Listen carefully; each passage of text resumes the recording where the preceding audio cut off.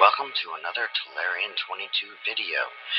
Please like, comment, and subscribe. It's a small action for you guys, but it means the world to us. Sirens/Merrows. Sirens, who are also referred to as Merrows depending on the region, are an aquatic race of humanoids that typically reside in underwater caves near various coastlines across the globe. They possess many physical similarities with humans, with quite a few amphibious additions.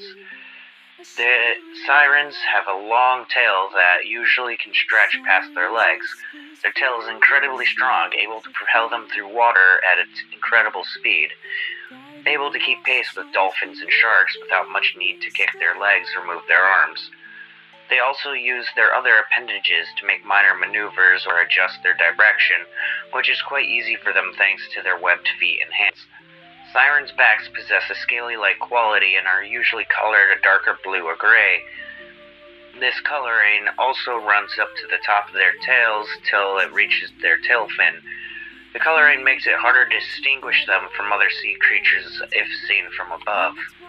Sirens also possess pointed ears and large gills along the sides of their ribs, capable of extracting oxygen through water. Of course, they can breathe on land as well, either through their nose and mouth or their gills. Sirens also have a sharp claws and teeth that could be used combatively, but mostly used for devouring their prey. Unlike most species, where males and females have biological differences but look relatively similar to one another, male and female sirens are quite different from one another. To try and put it tactfully as possible, the males are almost as far away from what many would consider traditionally attractive as possible. Sorry, but it's true. Males are much more fish-like with no body hair, rough skin, and a sunken face. Due to this, they can come off as extremely intimidating and use that to their advantage. And while they lack in looks, they make up for it with their immense physical strength and endurance, especially underwater. The females of these species are quite the opposite in the looks department, with long flowing hair, smooth skin, and a much more human look to them. Of course, I would be doing a great disservice if I didn't mention the female siren's most well-known trait, their siren song. Though not used often and as maliciously in days before our known history, usually a female siren's song can make even the most stoic man jump overboard to a watery grave. It should be noted that females tend to feel a slight tug as well, though certainly not enough to even come close to plummeting into the sea. It is inconclusive whether it's due to a genetic difference between sexes, a placebo effect, some other underlying factor, or most likely some combination of the three. Of course, there are many who are immune to the song's pull. Most commonly of note are children, which can probably be chalked up to their underdeveloped brains. Other species, such as the plant-like races, hyphalengs, dendrons, etc., have no binary sex, aren't affected at the slightest. Sirens are certainly not one of the newer species on Tellurian, but they have been around more as the last few thousand years, interacting with other intelligent civilizations. It's unclear how long they've been around, but their legends sing of grand migration from the eastern continents to parts all around the globe. As legends of aquatic humanoids predate any semblance of our recorded history, perhaps they have been around for much longer than most sapient life. Some sirens even believe that humans originally came from the ocean and are in fact the ancestors of sirens. Given their primate-like human qualities, I find it to be much more likely that sirens evolved from humans, but who am I to say? I'm not a historian.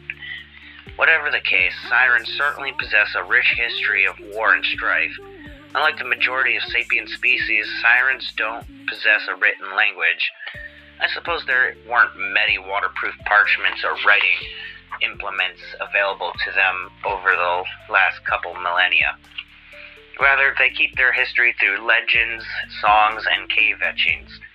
Occasionally, sirens have been at war with the cephalanes, an aquatic race descended from cephalopods. But even when they are warring, these two races are certainly not friendly to one another. Don't worry, they don't tend to wage war on the surface dwellers, partially because they don't have a strong interest in occupying land, and partially because if they wanted to, they could drown every man they came across. Siren settlements are accessible off the seacoast around 30 feet underwater, give or take. It varies from settlement to settlement, obviously. They live in underwater caves that open up and give way to enormous air pockets. If you're looking to visit, I'd recommend hiring a guide to help you get to and from safety, unless you're a good swimmer, which I am not. Even if you can propel yourself deep into the ocean, it is impossible for most species to be able to see anything. Sirens don't have this problem as their eyes are perfect for seeing things underwater, as well as their remarkable ability to see in the dark. If you can't hold your breath long enough to reach the air pocket, you could try getting your hands on the underwater breathing elixir, but those are hard to come by and can be extremely expensive. Once you're down there, it's quite a remarkable place. The rooms for rent do leave something to be desired, as their beds are mostly made up of various underwater sea sponges, which aren't very comfortable dried up, but certainly better than the cave floor. I hope you aren't bothered by the smell of seaweed, because they decorate almost everything with it. 5 out of 10. Being an oceanic species, sirens tend to collect pearls, certain medicinal corals, and fish to trade and sell with any visiting land creatures. Hope you like seafood. They also use gold and black pearls as currency, so keep that in mind if you were to ever visit.